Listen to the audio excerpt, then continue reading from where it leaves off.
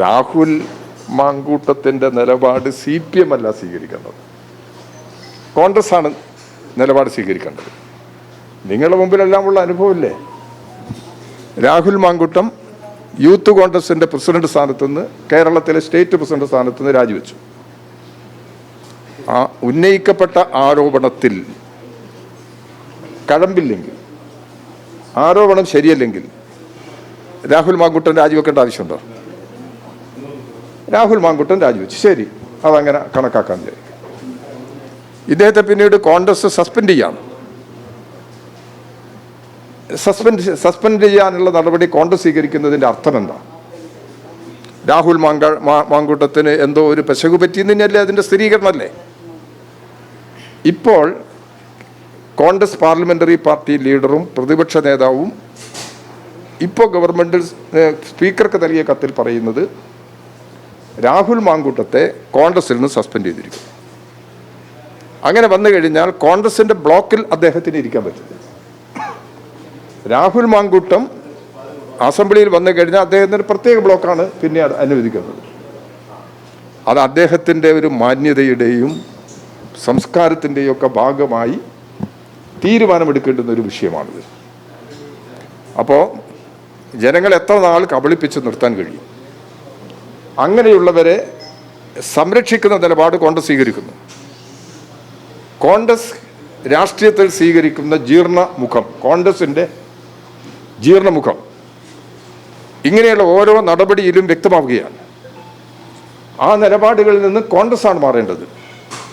കോൺഗ്രസിൻ്റെ ഈ സമീപനത്തെക്കുറിച്ച് ജനങ്ങൾക്ക് നല്ല നിലയിൽ വേർതിരിച്ചറിയാൻ കഴിയുന്നുണ്ട്. അതുകൊണ്ട് ജനങ്ങളാണ് ആ നിലയിൽ വ്യക്തമായ പ്രതികരണങ്ങൾ ഈ പ്രശ്നങ്ങളിൽ സൃഷ്ടിക്കേണ്ടത്. ഒരു MLA എന്നുള്ള നിലയിൽ MLAയുടെ സ്ഥാനം ഒഴിവാക്കുന്ന നിയമ നടപടികളിലേക്ക് കടക്കാതെ എങ്ങനെയാണ് അതിൻ്റെ മറ്റ് നിലപാടിനെ കുറിച്ച് പറയാൻ സാധിക്കുക? അപ്പോൾ അതിന് കോൺഗ്രസ് ആണ് ഈ കാര്യത്തിൽ വ്യക്തത വരുത്തേണ്ടത്. കോൺഗ്രസ് ഈ കാര്യത്തിൽ വ്യക്തത വരുത്തി എന്താണ് നിലപാട് എന്നുള്ളത് കോൺഗ്രസ് തന്നെ ആവർത്തിച്ച് വ്യക്തമാക്കേണ്ടതുണ്ട്. ഓരോ ഘട്ടത്തിലും അവിടെ നിലപാടുകളിൽ മാറിയിട്ടുണ്ട്. ഇപ്പോൾ നാളെ നിയമസഭാ സമ്മേളനം നടക്കുകയാണ്. ഇപ്പോഴും അദ്ദേഹം നിയമസഭയിൽ ഇരിക്കുമോ ഇല്ലയോ എന്നുള്ളതിനെ സംബന്ധിച്ച് അവസാനമായി പറഞ്ഞിട്ടില്ല.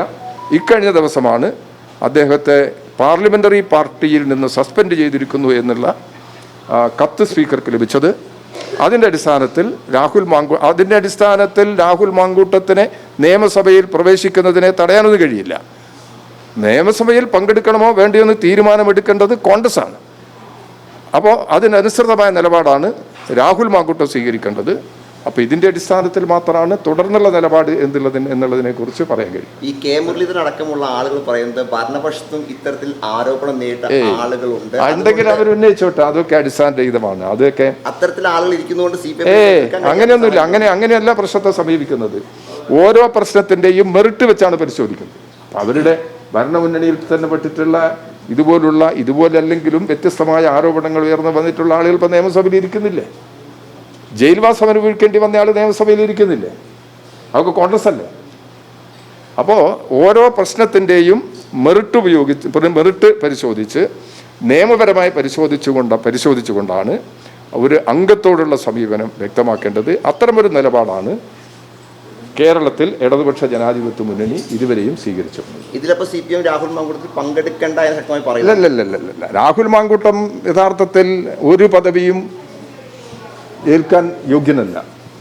കാരണം പൊതുസമൂഹത്തിൽ ഉയർത്തിപ്പിടിക്കേണ്ടുന്ന മാന്യത, മൂല്യം ഇതെല്ലാം രാഹുൽ മാങ്കൂട്ടൻ ലംഘിച്ചു കഴിഞ്ഞിട്ടുണ്ട്.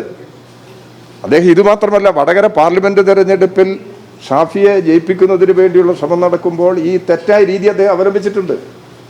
അത് ആരോപണങ്ങൾ ഉയർന്നു വന്നതാണ്, പ്രതിഷേധങ്ങൾ ഉയർന്നു വന്നതാണ്. അതിനെ പല രീതിയിലും വ്യാഖ്യാനിക്കാനാണ് കോൺഗ്രസിൻ്റെ നേതൃത്വം തയ്യാറായത്. അപ്പം അതുകൊണ്ട് ഇപ്പോൾ യാഥാർത്ഥ്യങ്ങൾ ഓരോന്നോരോന്നായി പുറത്തു വരികയാണ്. ഇതിലെല്ലാം എന്ത് തർക്കങ്ങളും പ്രശ്നങ്ങളും ഇതിൻ്റെ ഭാഗമായിട്ട് എടുത്തു കഴിഞ്ഞാലും നമ്മൾ മനസ്സിലാക്കേണ്ട ഒരു പ്രശ്നമുണ്ട്. ഇതിൽ ഇരയാക്കപ്പെട്ട പെൺകുട്ടികൾ, അവരുടെ മാനസിക നില എന്താണ്, അവരുടെ ജീവിതം എന്താണ്, അവർക്കെങ്ങനെ മുന്നോട്ട് പോകാൻ കഴിയും? ഈ പ്രശ്നങ്ങളെല്ലാം ഉയർന്നു നിൽക്കല്ലേ? അപ്പോൾ ആ മാനുഷിക വശം ആരാണ് പരിശോധിക്കുന്നത്? ഏറ്റവും കൂടുതൽ പരിശോധിക്കേണ്ടത് കോൺഗ്രസ്സാണ്.